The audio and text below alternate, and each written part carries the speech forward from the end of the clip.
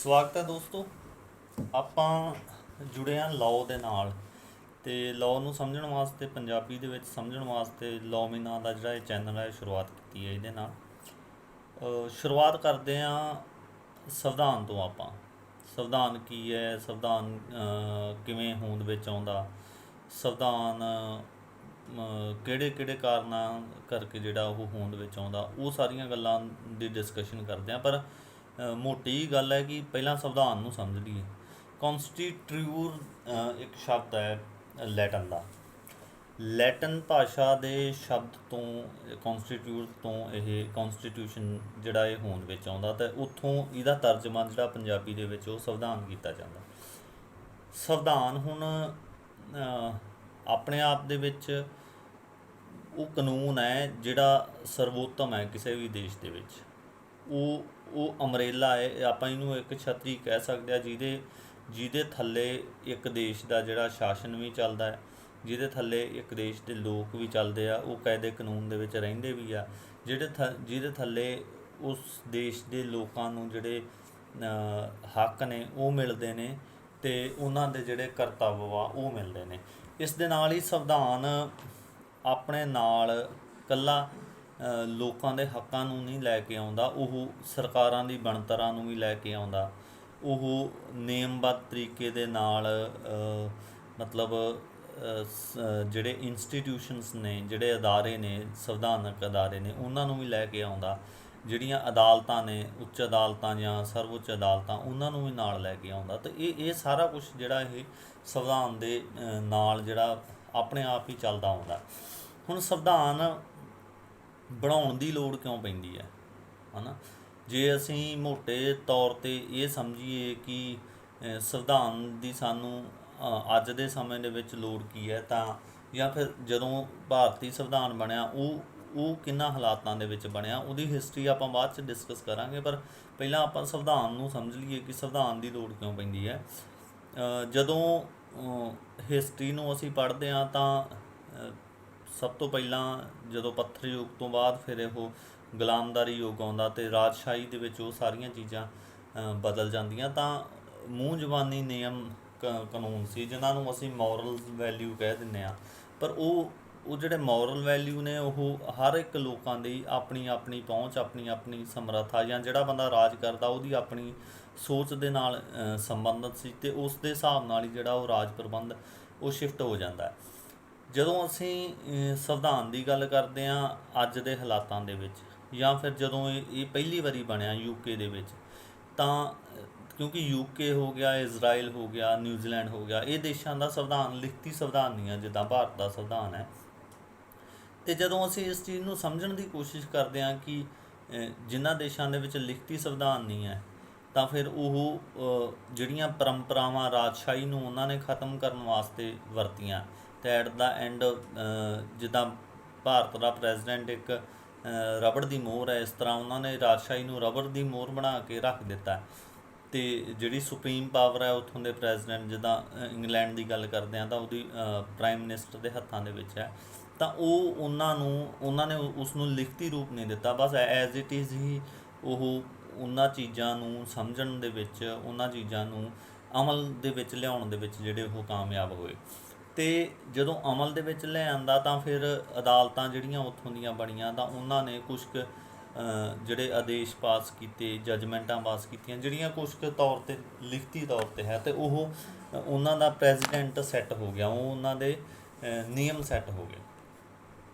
ਹੁਣ ਜਦੋਂ ਅਸੀਂ ਭਾਰਤ ਵਾਲੀ ਦਿਸ਼ਾ ਵਿੱਚ ਮੁੜਦੇ ਹਾਂ ਕਿ ਭਾਰਤ ਨੂੰ ਸੰਵਿਧਾਨ ਦੀ ਕੀ ਲੋੜ ਪਈ ਹੈ, ਤਾਂ ਭਾਰਤ ਐਜ਼ ਇਟ ਇਜ਼ ਜੇ ਅਸੀਂ ਗੱਲ ਕਰਦੇ ਹਾਂ, ਜਦੋਂ ਬ੍ਰਿਟੇਨ ਵਾਲੇ ਇੱਥੋਂ ਜਾਂਦੇ ਆ, ਪਹਿਲਾਂ ਇਹ ਗੱਲ ਸਮਝ ਲਓ ਕਿ ਭਾਰਤ ਦੁਨੀਆ ਦੀ ਸਭ ਤੋਂ ਵੱਡੀ ਡੈਮੋਕਰੇਸੀ ਹੈ ਅਤੇ ਜਨਸੰਖਿਆ ਦੇ ਵਿੱਚ, ਅਤੇ ਅਮਰੀਕਾ ਜਿਹੜੀ ਆ ਉਹ ਦੁਨੀਆ ਦੀ ਸਭ ਤੋਂ ਪੁਰਾਣੀ ਡੈਮੋਕਰੇਸੀ ਹੈ। ਹੁਣ ਇਹਨਾਂ ਦੋਵਾਂ ਦਾ ਹੀ ਆਪਣੇ ਆਪ ਵਿੱਚ ਲਿਖਤੀ ਸੰਵਿਧਾਨ ਹੈ, ਅਤੇ ਇਹੀ ਸੰਵਿਧਾਨ ਲਿਖਤੀ ਸੰਵਿਧਾਨ ਹੋਣ ਦੇ ਕਰਕੇ ਜਿੰਨਾ ਸ਼ਾਸਨ ਪ੍ਰਬੰਧ ਹੈ, ਜੋ ਵੀ ਅਸੀਂ ਦੇਖਦੇ ਹਾਂ ਚੱਲ ਸਾਡੇ ਆਲੇ ਦੁਆਲੇ ਹੋ ਰਿਹਾ, ਉਹ ਸੰਵਿਧਾਨ ਦੀ ਛਤਰ ਛਾਇਆ ਦੇ ਵਿੱਚ ਹੋ ਰਿਹਾ। ਪਰ ਜਦੋਂ ਅਸੀਂ ਭਾਰਤ ਦੇ ਨਜ਼ਰੀਏ ਤੋਂ ਇਸ ਚੀਜ਼ ਨੂੰ ਸਮਝਣ ਦੀ ਕੋਸ਼ਿਸ਼ ਕਰਦੇ ਹਾਂ, ਤਾਂ ਭਾਰਤ ਆਪਣੇ ਆਪ ਦੇ ਵਿੱਚ ਭਾਰਤ ਨਹੀਂ ਸੀ। ਸ਼ੁਰੂ ਦੇ ਵਿੱਚ ਭਾਰਤ ਵੱਖ-ਵੱਖ ਰਿਆਸਤਾਂ ਦਾ ਗੜ੍ਹ ਸੀ ਜਿਨ੍ਹਾਂ ਨੂੰ ਅੰਗਰੇਜ਼ਾਂ ਨੇ ਕੈਪਚਰ ਕੀਤਾ। ਇੱਕ ਮੁਗਲ ਸਲਤਨਤ ਸੀ ਜਿਹੜੀ ਬਹੁਤ ਵੱਡੀ ਸਲਤਨਤ ਸੀ, ਪਰ ਉਹਨਾਂ ਸਲਤਨਤਾਂ ਦੇ ਵਿੱਚ ਵੀ ਖੁਦਮੁਖਤਿਆਰੀ ਜਿਹੜੀ ਹੈ ਉਹ ਵੱਖ-ਵੱਖ ਇਲਾਕਿਆਂ ਦੇ ਵਿੱਚ ਵੱਖ-ਵੱਖ ਰਾਜਿਆਂ ਨੂੰ ਜਿਹੜੀ ਦਿੱਤੀ ਗਈ ਸੀ। ਅਤੇ ਜਦੋਂ ਬ੍ਰਿਟੇਨ ਉਹਨੂੰ ਕਬਜ਼ਾ ਕਰ ਲੈਂਦਾ, ਪੰਜਾਬ ਨੂੰ ਕਬਜ਼ਾ ਕਰ ਲੈਂਦਾ, ਉਹ ਸਾਰੇ ਹਾਲਾਤਾਂ ਨੂੰ ਕਬਜ਼ੇ ਵਿੱਚ ਲੈ ਲੈਂਦੇ ਨੇ। ਉਸ ਤੋਂ ਬਾਅਦ ਉਹ ਜਿਹੜੀ ਉਹਨਾਂ ਦੀ ਖੁਦਮੁਖਤਿਆਰੀ ਹੈ, ਜਦੋਂ ਬ੍ਰਿਟੇਨ ਨੇ ਇੱਥੋਂ ਜਾਣਾ ਸੀ ਤਾਂ ਫਿਰ ਉਹ ਖੁਦਮੁਖਤਿਆਰੀ ਨੂੰ ਆਪਣੀ ਨੂੰ ਹੋਂਦ ਵਿੱਚ ਲੈ ਕੇ ਆਉਂਦੇ ਆ। ਅਤੇ ਜਦੋਂ ਭਾਰਤ ਆਜ਼ਾਦ ਹੋਇਆ, ਉਹ ਅੱਜ ਦੇ ਰੂਪ ਦਾ ਭਾਰਤ ਨਹੀਂ ਸੀ, ਉਹ ਵੱਖ-ਵੱਖ ਰਿਆਸਤਾਂ ਦਾ ਭਾਰਤ ਸੀ ਜਿਹਨੂੰ ਵੰਡਿਆ ਗਿਆ। ਬਾਅਦ ਵਿੱਚ ਜਿਹੜੇ ਗ੍ਰਹਿ ਮੰਤਰੀ ਸੀ ਪਟੇਲ ਸਾਹਿਬ ਜੀ, ਉਹਨਾਂ ਨੇ ਇਹਨਾਂ ਨੂੰ ਵਿਲਏ ਕੀਤਾ। ਪਰ ਅਸੀਂ ਹੁਣ ਇੱਥੇ ਇਹ ਸਮਝਣ ਦੀ ਕੋਸ਼ਿਸ਼ ਜ਼ਰੂਰ ਕਰੀਏ ਕਿ ਭਾਰਤੀ ਸੰਵਿਧਾਨ ਨੂੰ ਲਿਖਤੀ ਸੰਵਿਧਾਨ ਬਣਾਉਣ ਦੀ ਕੀ ਲੋੜ ਪਈ ਹੈ, ਕਿਉਂਕਿ ਜਦੋਂ ਅਸੀਂ ਇਸ ਲੈਵਲ ਤਾਈਂ ਜਾਂਦੇ ਹਾਂ ਕਿ ਹਿੰਦੁਸਤਾਨ ਦੇ ਵਿੱਚ ਇੱਕ ਪਾਸੇ ਵੱਖ-ਵੱਖ ਧਰਮਾਂ ਦੇ ਲੋਕ ਨੇ ਜਿਹੜੇ ਉਹ ਇਕੱਠੇ ਰਹਿ ਰਹੇ ਨੇ, ਅੱਡ-ਅੱਡ ਕਲਚਰਸ ਨੇ ਜਿਹੜੇ ਇੱਥੇ ਅੱਡ-ਅੱਡ ਲੋਕਾਂ ਨੇ ਰਾਜ ਕੀਤਾ ਹੈ।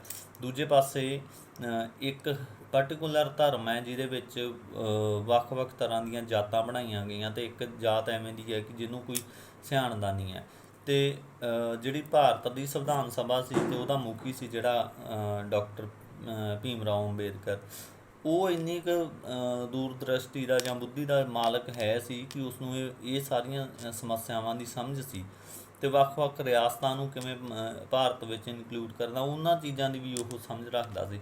ਇਸ ਲਈ ਉਸਨੇ ਕੰਸੋਲੀਡੇਟਡ ਇਕੱਠਾ ਕਰਕੇ ਭਾਰਤੀ ਸੰਵਿਧਾਨ ਦਾ ਰੂਪ ਦਿੱਤਾ ਇਸ ਨੂੰ।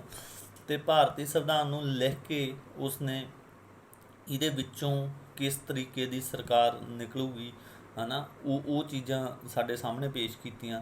ਇਹਦੇ ਵਿੱਚ ਕਿਵੇਂ ਦੀ ਜੁਡੀਸ਼ਰੀ ਹੋਊਗੀ ਜਾਂ ਹੋਰ ਪ੍ਰਬੰਧ ਕਿਵੇਂ ਦੇ ਹੋਣਗੇ, ਉਹ ਸਾਰੇ ਲਿਖਤੀ ਤੌਰ ਦੇ ਵਿੱਚ ਸਾਡੇ ਸਾਹਮਣੇ ਪੇਸ਼ ਕੀਤੇ। ਅਤੇ ਭਾਰਤ ਦੀਆਂ ਸਰਕਾਰਾਂ ਇਸ ਚੀਜ਼ ਲਈ ਜ਼ਿੰਮੇਵਾਰ ਨੇ, ਉਹ ਬਾਉਂਡ ਨੇ ਇਸ ਚੀਜ਼ ਨੂੰ ਲੈ ਕੇ ਕਿ ਉਹ ਸੰਵਿਧਾਨ ਦੇ ਅਕੋਰਡਿੰਗ ਹੀ ਕੰਮ ਕਰਨ, ਸੰਵਿਧਾਨ ਦੇ ਅਕੋਰਡਿੰਗ ਹੀ ਕਾਨੂੰਨ ਬਣਾਉਣ।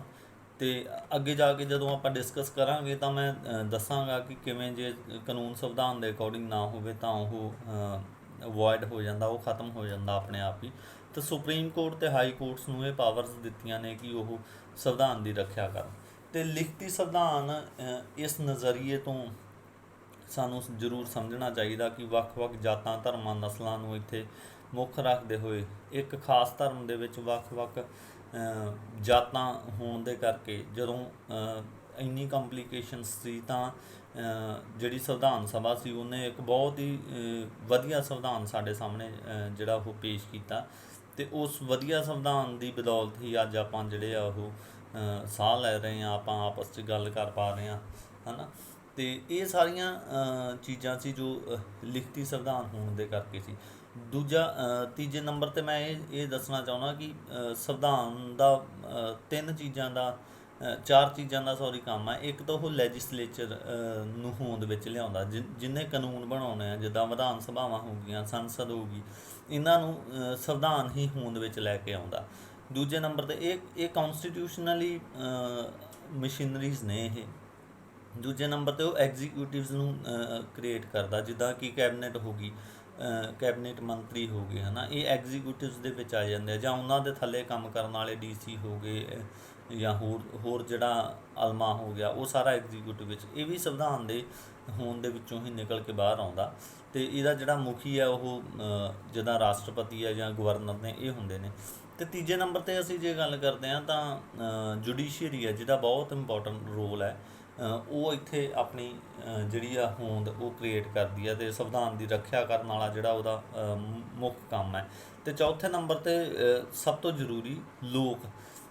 ਸੰਵਿਧਾਨ ਦੇ ਵਿੱਚ ਲੋਕਾਂ ਦੀ ਅਹਿਮੀਅਤ ਜ਼ਿਆਦਾ ਹੈ, ਲੋਕਾਂ ਦੇ ਜਿਹੜੇ ਮੌਲਿਕ ਅਧਿਕਾਰ ਹੈ ਉਹ ਜ਼ਰੂਰ ਇਹਦੇ ਵਿੱਚ ਸ਼ਾਮਲ ਹੁੰਦੇ ਨੇ। ਅਤੇ ਭਾਰਤੀ ਸੰਵਿਧਾਨ ਦੇ ਵਿੱਚ ਵੀ ਇਸੇ ਤਰ੍ਹਾਂ ਮੌਲਿਕ ਅਧਿਕਾਰ ਸ਼ਾਮਲ ਹੈ। ਆਪਾਂ ਹੌਲੀ ਹੌਲੀ ਇਹ ਸਾਰੀਆਂ ਚੀਜ਼ਾਂ ਨੂੰ ਡਿਸਕਸ ਕਰਾਂਗੇ। ਇਹ ਮੋਟੀ ਜਿਹੀ ਜਾਣਕਾਰੀ ਸੀ ਸੰਵਿਧਾਨ ਦੇ ਬਾਰੇ। ਜੇ ਠੀਕ ਲੱਗਿਆ ਹੋਵੇ ਤਾਂ ਇਹਨੂੰ ਸ਼ੇਅਰ ਕਰੋ, ਸਬਸਕ੍ਰਾਈਬ ਕਰੋ ਚੈਨਲ ਨੂੰ, ਅਤੇ ਤਾਂ ਜੋ ਆਪਾਂ ਵੱਧ ਤੋਂ ਵੱਧ ਹੋਰ ਇਸ ਚੀਜ਼ ਦੇ ਉੱਪਰ ਕੰਮ ਕਰ ਸਕੀਏ।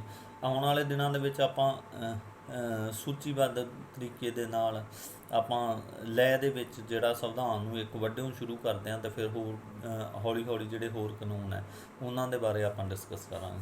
ਤੁਸੀਂ ਸਾਰੇ ਸਾਡੇ ਨਾਲ ਜੁੜੇ, ਤੁਹਾਡਾ ਬਹੁਤ ਬਹੁਤ ਧੰਨਵਾਦ, ਸ਼ੁਕਰੀਆ।